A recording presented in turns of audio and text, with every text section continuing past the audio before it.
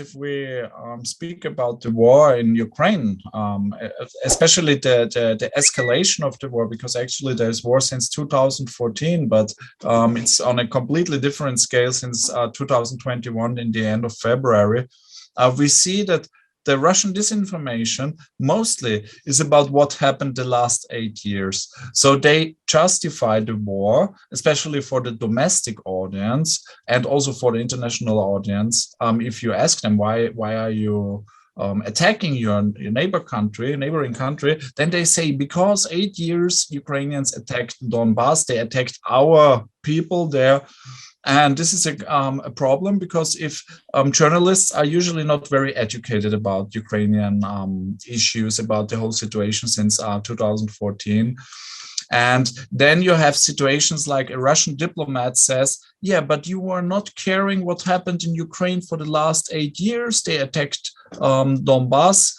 And then the journalists usually, and I saw a lot of examples, also from the UK, but especially in Austria, they say, yes, of course, but that does not justify a full-scale war. So first of all, it doesn't justify a war at all because it's not true. Yeah, it's disinformation. It's a Russian narrative about the last 8 years. And everything I see since the end of February is mostly based on lies about what happened since 2014, because Russia wants to justify the war, but it justifies the war with disinformation. For instance, they claim that Donbass, or this so-called DNR, LNR People's Republics, founded by locals, by coal miners or something like that. But actually, Russian nationalists, Igor Girkin, for instance, or Alexander Borodai, they were from Moscow, yeah, and they had leading positions, and they were also transferring fighters from Russia, volunteers, mercenaries, and usual soldiers on holidays, they called it. And they were fighting an expansion war. They wanted to conquer eastern Ukraine completely, and especially the southern part. They attacked Mariupol already in 2015. Yeah, nobody's talking about it anymore. But they attacked, not the Ukrainians, and the Ukrainians were actually defending themselves.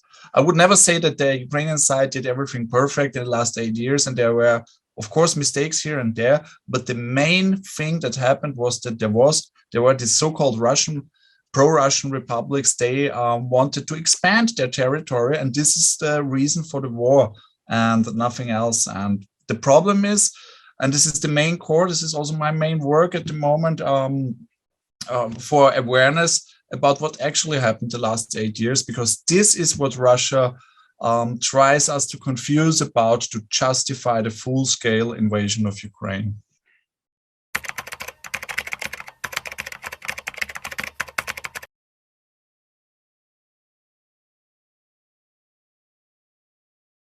Yeah, first of all, thank you very much, because there is so much to tell that I'm usually not able to structure all the points. And you mentioned a very important point. Igor Girkin is not only a Russian nationalist, but he was also a warlord already. He is also from the Russian military intelligence, by the way, so former.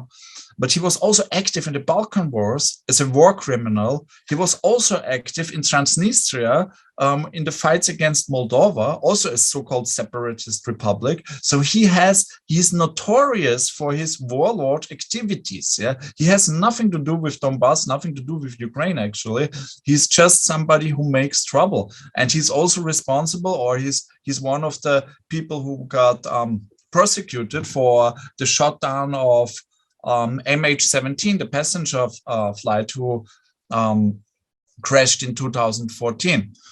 And about the Balkans, I think that Russia is very active here because they have a very close relationship, of course, with Serbia historically. When I was in Belgrade, I saw many Russian flags, and I did not confuse them with the Serbian flags. They were Russian flags, so only the so-called pan-Slavic tricolore. And they had memorials for the Tsar, for the Russian emperor. They had this huge World War I exhibition on the Danube River. And European flags, not so many. I didn't see a lot. Yeah, there is no commitment. It seems. So these were the impressions when I visited Belgrade 2 times, and they sold even this Krim Nash, which means Crimea is ours, pro-Russian takeaways, merchandising, and of course about Kosovo, you can imagine, their slogans, so they were also, they tried to propagate this Slavic union thing, Slavic brothers, Orthodox brothers, but Ukraine is not included. Ukraine for them is an enemy, because in Ukraine there is really a majority of people. Now there are 90% in favor of EU membership. Ukraine is a pro-NATO country. Ukraine is a pro-Western country. And above all, Ukraine has a very, very, very difficult relationship with Russia, and we know why, because Russia annexed Crimea. Russia started the war in 2014 in eastern Ukraine, in the Donbass region, and Russia is also tries to destabilize Ukraine by disinformation since many years. And in Serbia, there is no huge empathy for Ukraine. It's all about this friendship with Russia. And I find it very interesting because in 2015, I think, I was in Belgrade for a stopover, so for one night, on my way to Russia. And when I was in Russia, I tried to speak with people. It was a kind of research journey.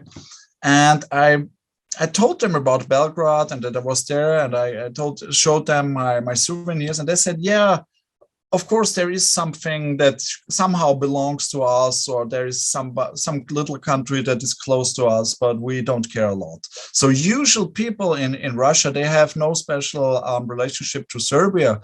It's a very disbalanced relationship in the hearts of the people, I would say, because in Serbia, everybody loves Russia, but they don't know why, actually.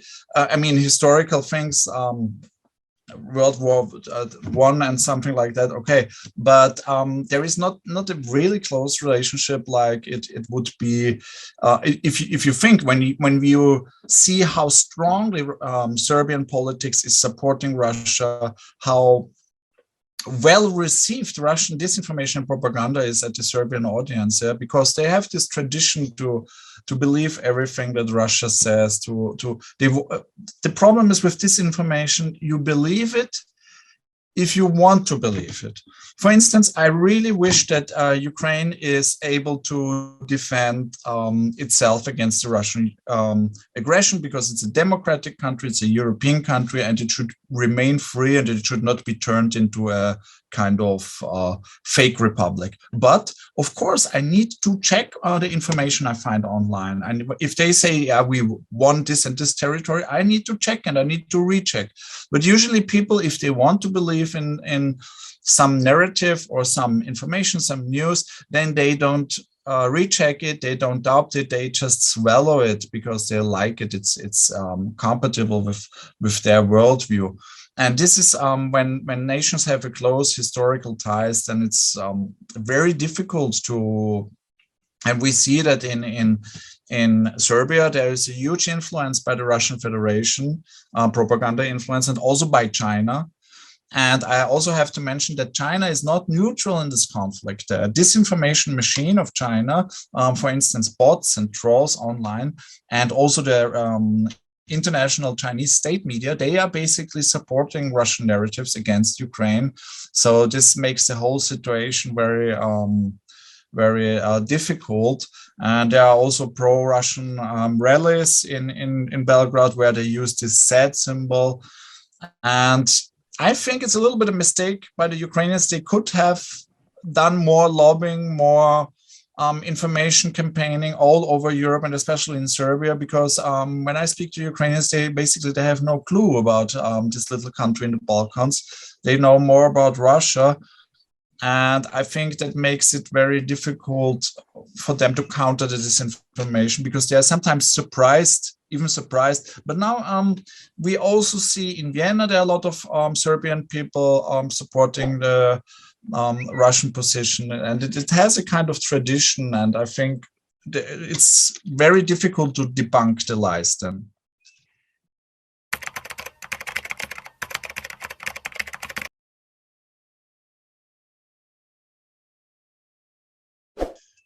I would say I'm very shocked by what I saw in the Serbian tabloids, because that was completely, it's like a copy-paste of Russian tabloids. Yeah, so what they said about Ukraine, or also about international politics, I think that is very influential. I don't think that their media is influencing us. But of course, Serbian media can influence all the people internationally that are part of diaspora, and even Croats and all the people who are Bosnian Serbs, for instance. They understand it, they can read it, it's online, it's a connected world, and that makes this content more toxic for the information environment.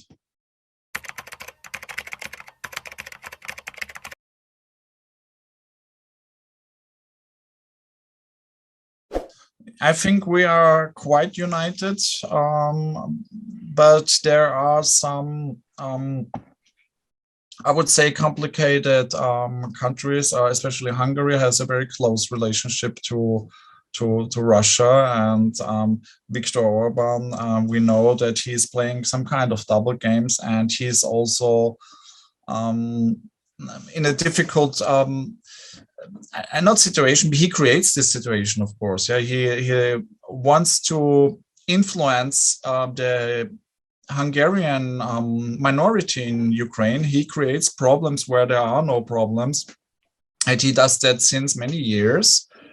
And this is dangerous. And he has also this. So Hungary has a very close relationship with Russia and with China, and this influences the Hungarian politics. And there are other countries as well. Germany is not so sure. It's kind of balancing between this friendly relations with Russia, but also a clear democratic European approach. So, but basically, Europe is, I think, Western Europe, Central Europe is quite united. So there are a lot of politicians who say we need to rethink what we have done. But also there are other politicians who pretend that, yeah, we just didn't know that Putin is like that. And I cannot believe it, because it was quite obvious if you take a look at the Russian domestic media, if you take a look at the speeches in the Duma, so in the Russian parliament, then it was quite obvious since years what the actual plans of the Russian elite and the Kremlin were.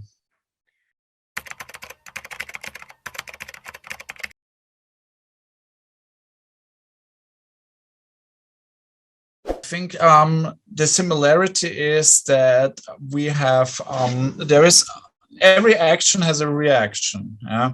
And for instance, if there are war crimes by the Russian Federation, and you saw this, what's happening in Bucha, by the way, a city I visited, so it's terrible for me to see how it looks now and what happened there, this terrible destruction, and so many people are killed, and there, and I think, and then there is a reaction. There's a reaction by the Ukrainians. They communicate what happened.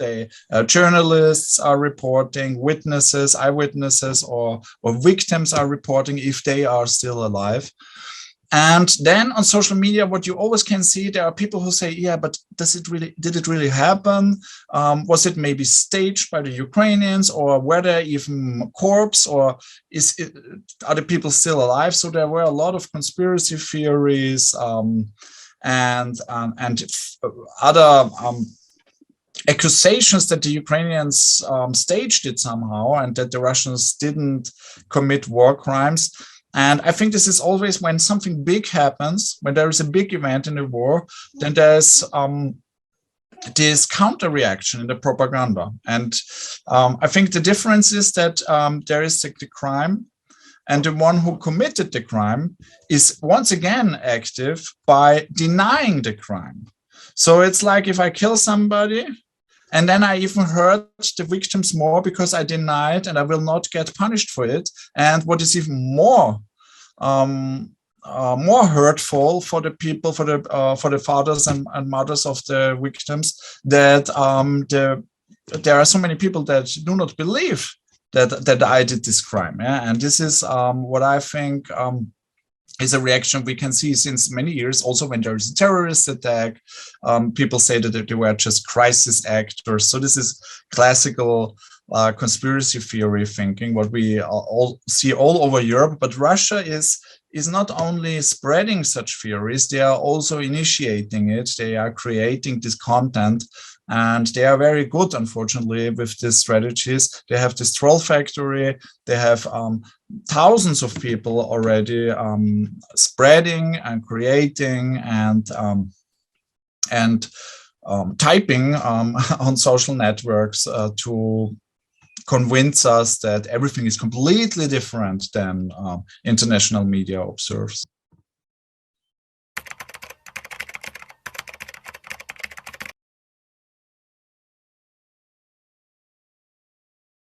Yeah, I think we haven't done enough. I need to be very hard on my response, because I'm not satisfied with what we have done.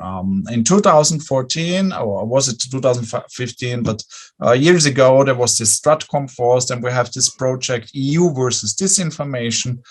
But it's not very well funded. It's I think, too little project, but they do a very good work. I like what they do. They are fact checkers. They are publishing. They provide a lot of content. They are a good source. I use the source as well. But it's not enough. We need to not only educate academics, journalists. We don't even do that at the moment, unfortunately, especially if it's about Russian disinformation. But what I think is we need, and this is also what the Center for Digital Media Literacy wants, we need to educate everybody about disinformation. We don't need to study like a master's degree or a postgraduate studies, but it's okay if we speak about disinformation, how it works, how a troll profile works, what the Russian narratives is. It's okay to speak about, to receive a briefing 2 hours, yeah, politicians, stakeholders.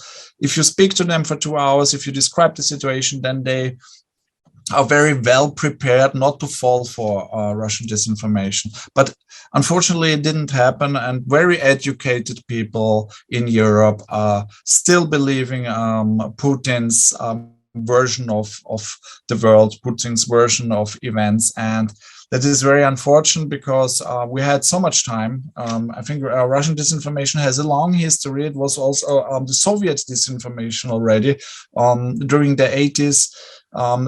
And also by Stalin much earlier. So I think we need to build a shield against disinformation, and we need to create a society that is media literate.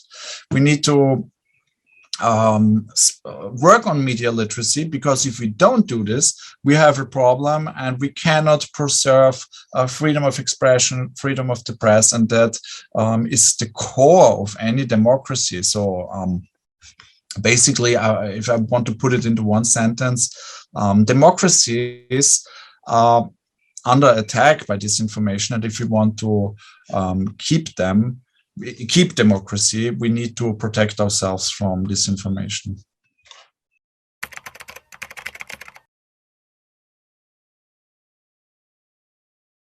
We need to wait. We don't have data, so I can also only say opinions or observation I made or what I heard from people who are observing. But I think there was a time when the war started that people were very angry with Putin. Many of them were already angry before the huge full-scale invasion started. So they knew what Putin is about. They knew he's a semi-dictator. Now he's a full-scale dictator, but they knew what he's about. I think there are some new people who say, oh, this topic, Russia, should be more on my radar. There are terrible things happening within the country, and especially, of course, what he is doing to Ukraine. This is terrible, because war is terrible. And then there are people that are not even focusing on Russia. They don't care about what Russia is doing. They are just care about our reaction. They say, no, Zelensky should not provoke so much. He should maybe stop defending himself, or Ukraine should stop defending. And it was all Europe's fault, US fault, NATO fault. So, and unfortunately, these voices are growing. And I think it's maybe a psychological reason, because they are afraid, and they think that appeasement policy towards Russia will help to contain the conflict. But I don't agree, because the containment did not work for 8 years, and Russia is expanding, it's getting bigger. They also have their interests in Georgia, Abkhazia, Ossetia. They have their base in Transnistria. Maybe they will annex it as well. And we did not even mention Belarus, because Putin actually is controlling Belarus. Lukashenko was not elected in 2020. Putin does know this. So Russia is getting bigger and bigger and bigger. And appeasement policy did not work for the last 8 years, because Europe was not hostile towards Russia. It was reacting. And I think the reaction was not precise, or maybe not, not strong enough. Especially if it's about disinformation. I'm not talking about military response.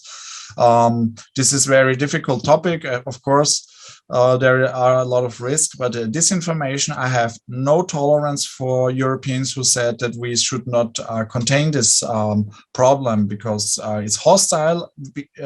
Russia is supporting far-right groups in Europe, sometimes far-left groups, if they are close to Soviet ideas. So this is really, take a look at the elections in France, where Madame Le Pen is, maybe she will not win, but there is at least a chance, which is already very dangerous for European security. So we should be much, much more prepared. And there is we talk about military, we talk about bigger fundings for the military in Western Europe. In Germany, there is talks about 100 billion euros or dollars, I'm not sure. And about disinformation, unfortunately, there is not much happening.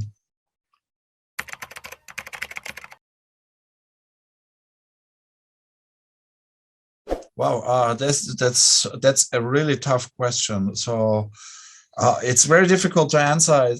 I cannot even give this kind of politician answer where you say a lot and you don't say anything at all. It's very, very tough one. I think, let me say it like that. What I hope for, what I really hope for, and what I wish the Ukrainians, that they are going to be part of the European Union, because they deserve it, because they fight for European values, and not only since 2022. And I believe in public opinion, and we see that more than 90% of Ukrainians support EU access, and this is really, really huge, also compared on European or Western European levels. And I know many people there from civil society, from European organizations, associations. They believe in democracy, and they know that when Russia will win that war, when Russia will occupy, then their life is on stake, basically. So in the best case, they got tortured or detained, but in the worst case, people like that got killed. Everybody who fights corruption. I think Ukraine can have a democratic European future, but of course only if Russia is going to leave their territory. So that means if the Russian forces are defeated or retreating, and that's a really tough situation. And if you ask me for a prognosis or what I think the next weeks will bring, I have no clue, to be honest, but I hope for the best.